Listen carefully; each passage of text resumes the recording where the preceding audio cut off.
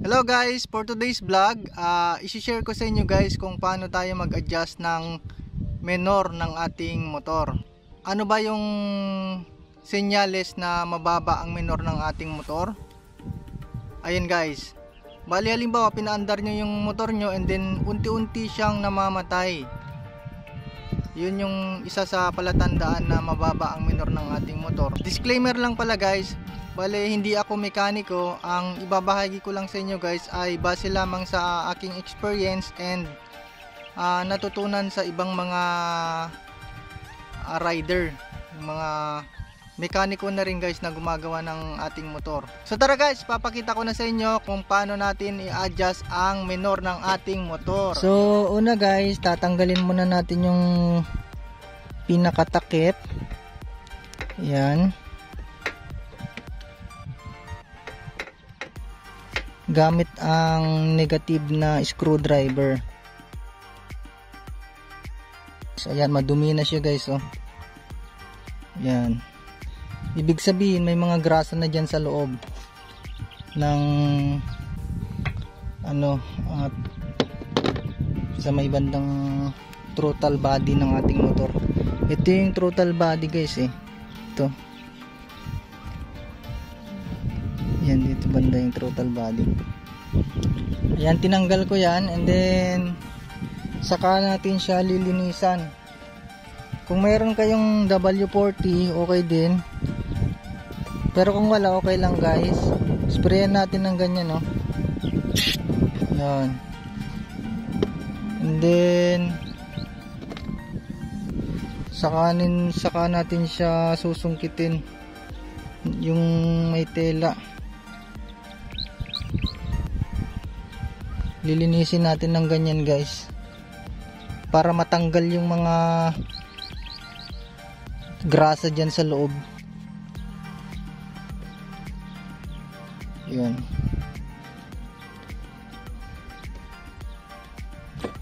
Ayan, madumi siya, oh.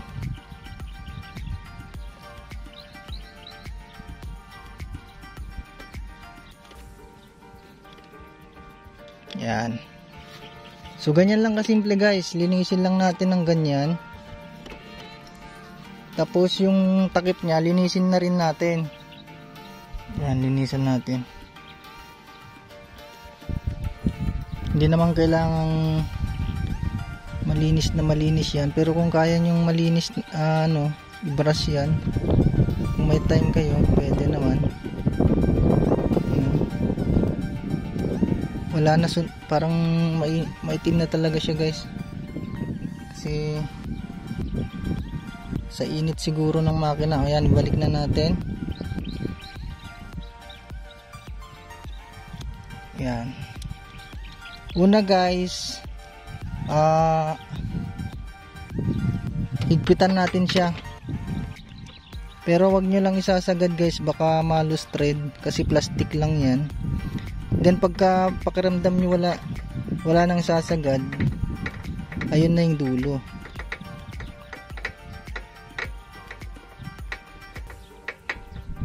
Yan. Yan na yung sagad guys. So wala nang ikutan yan, hindi na pwedeng pwersahin yan. So ito guys, naglagay ako ng guide, yung kulay itim, para malaman natin kung tama yung bilang natin. Bali, iikot tayo pa counterclockwise ng 2.5. So yan na yung sagad guys. So mag-iikot na tayo pa counterclockwise. Yan. Oops, yan yung 1. And then isa pang ikot, 2. Then yung kalahati guys, dapat hindi na ito yung nasa ibabaw, dapat nasa ilalim na yan. Yun ang palatandaan na kalahati yung huli mong inikot. Okay, yan, 2.5. Yan, nasa ilalim yung itim na dinikit natin. So 2 kalahati yung ikot natin guys. Ayan yung tamang pagtimpla ng menor ng ating motor. Additional tip na rin guys, ito yung computer box ng ating motor. Ito yung bawal mababad sa baha. Ito.